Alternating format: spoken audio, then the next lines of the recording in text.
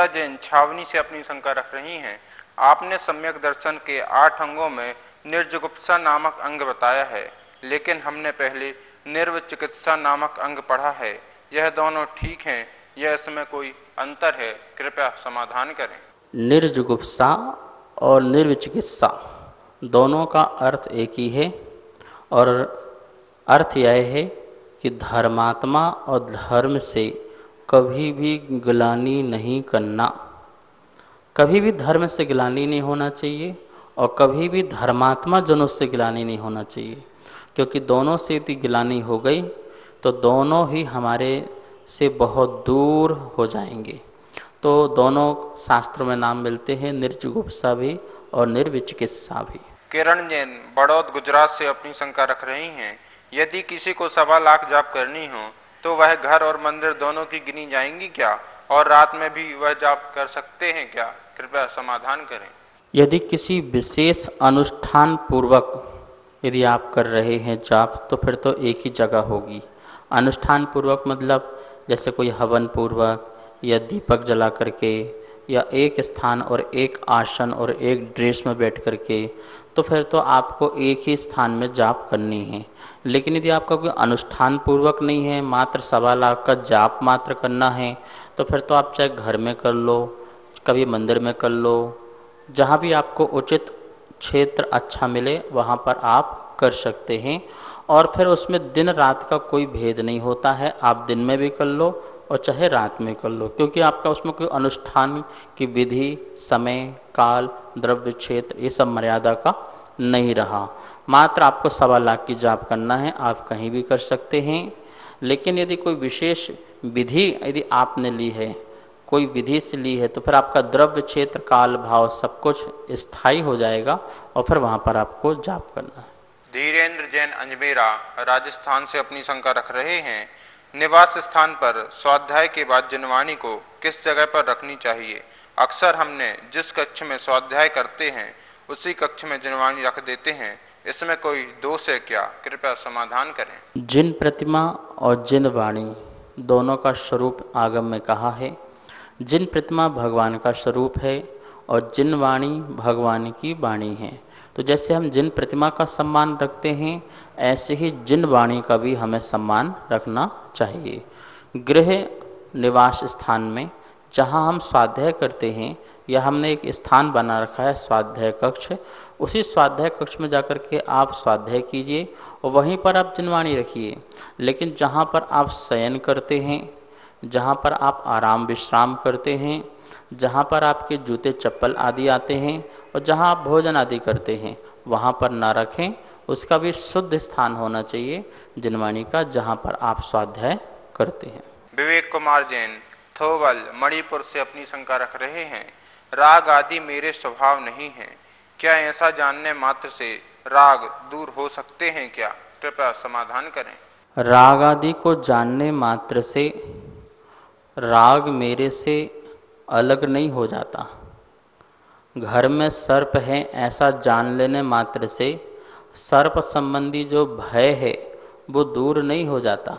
जब तक सर्प को बाहर ना निकाल दिया जाए तब तक आप चैन से सो नहीं सकते हैं, निर्भय नहीं रह सकते हैं, विकल्प रहित नहीं हो सकते हैं। ऐसे ही जब तक राग को बाहर ना निकाल दिया जाए, अर्थात राग ही उत्पन्न ना होने दिया जाए, तब तक आप निर्विकल्प नहीं हो सकते हैं। इसलिए राग मेरा स्वभाव नहीं है ऐसा मैंने जान लिया, ये तो विभाव है, पर के निमित्त से प्रकट होता है, पर वस्तु मिलती हैं, मेरे परिणाम जाते हैं, वो उत्पन्न हो जाता है, ये विकारी परिणाम है, ये तो मेरा है ही नहीं। श्रद्धा में पैदा हो जाता है कि राग मेरा भाव नहीं है, लेकिन चारित्र में राग ही उत्पन्न न हो, इस प्रकार का हमें प्रयास करना पड़ता है। इसलिए सम्यक चारित्र को ग्रहण करना चाहिए, पुरुषार्थ पूर्वक संयम व्रत धारण करना चाहिए। अनुव्रतों को धारण करो, महाव्रतों को धारण करो, यही हमारे राग दूर करने के उपाय हैं। यदि सोचिए यही श्रद्धा भाव से मात्र राग दूर हो जाते तो तीर्थंकरों को जंगलों में जाने की क्या जरूरत थी? महाव्रतों को ग्रहण करने की क्या आवश्यकता थी? वो अहिंसा जैसे महाव्रत 28 मूल गुणों को धारण करते हैं, राग को विदा करने के लिए तो करते हैं। जितना भी हमारा संसार संबंधी राग है उसको बुद्धि पूर्वक छोड़ते हैं, शुभ राग में लगते हैं, फिर शुभ राग को छोड़ते हैं और शुद्ध उपयोग में जाते हैं। ये चारित्र्य ही ऐसा धर्म है जिसके माध्यम से हमारा राग का अभाव हो सकता है। श्रद्धा में राग मेरा नहीं है ये सम्यक दर्शन है, और राग उत्पन्न ना हो यह प्रकट भाव सम्यक चारित्र है। इसलिए हमें पुरुषार्थ पूर्वक सम्यक चारित्र को धारण करते रहना चाहिए। सिर्फ रटना मात्र नहीं चाहिए कि घर में सर्प आ गया है, सर्प को जान लिया है, अरे निकालो उसको, भय मुक्त हो तभी निर्विकल्प हो पाएंगे। धर्मेंद्र जैन भिंड मध्य प्रदेश से अपनी शंका रख रहे हैं। सम्यक दृष्टि जीव औषधि आदि का सेवन करके शरीर की रक्षा करता है, अपने को शत्रु से बचाता है, शरीर के लिए विभिन्न प्रकार की सामग्री संचय करता है, यह सब मोह का परिणाम है। तो मेरी शंका है कि क्या सम्यक दृष्टि जीव को शरीर से मोह रहता है क्या? कृपया समाधान करें।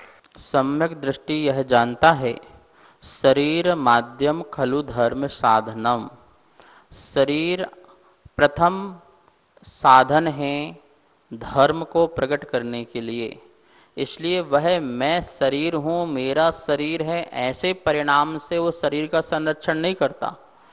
यदि बीमार हो तो उपचार कराता है और अपने प्राणों के संरक्षण के लिए वस्तु का वो संग्रह भी करता है, तो यह उसके शरीर संबंधी मोह का परिणाम नहीं है। पर वो यह जानता है कि इस शरीर के बिना मैं संयम सम्यक चारित्र को धारण नहीं कर सकता। इसलिए वो सम्यक चारित्र को धारण करने के लिए इस शरीर की जो उपचार आदि व्यवस्था है या उसका संरक्षण है वो करता है, क्योंकि उसे साधन माना है धर्म का, चारित्र का। इसलिए वह इस शरीर का उपचार आदि भी करता है, करवाता है, ध्यान रखता है, क्योंकि उसे अपने आत्मा की रक्षा करना है, आत्मा के शुद्ध परिणामों की रक्षा करना है। इस उद्देश्य से उसका लक्ष्य आत्मशुद्धि है, न कि शरीर। मिथ्या दृष्टि का लक्ष्य मात्र शरीर का लक्ष्य है, इसलिए वो शरीर का संरक्षण करता है।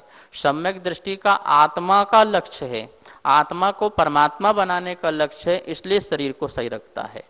एक गाड़ी को इसलिए सही रखता है क्योंकि मुझे घूमना फिरना है, और एक गाड़ी को इसलिए सही रखता है क्योंकि मुझे मंदिर जाना है। दोनों में बहुत फर्क है। इसी प्रकार की एक गाड़ी है जिसको वो सही रखता है क्योंकि उसे मोक्ष महल जाना है।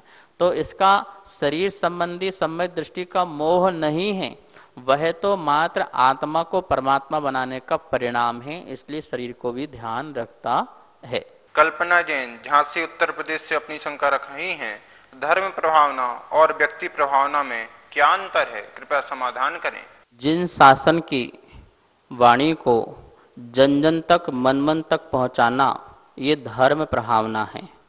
एन केन प्रकारेण दान दे करके, तपस्या करके, विद्यादान आदि दे करके, रत्नत्रय का पालन करके, त्याग तपस्या आदि करके जिन शासन को आगे पहुंचाना, ये धर्म प्रभावना है। लेकिन अपना नाम कमा करके धर्म को आगे पहुंचाना, ये व्यक्ति प्रभावना है, ये धर्म प्रभावना नहीं है। क्योंकि व्यक्ति अपनी प्रभावना चाहता है, धर्म प्रभावना नहीं चाहता है। इन दोनों में यही अंतर है।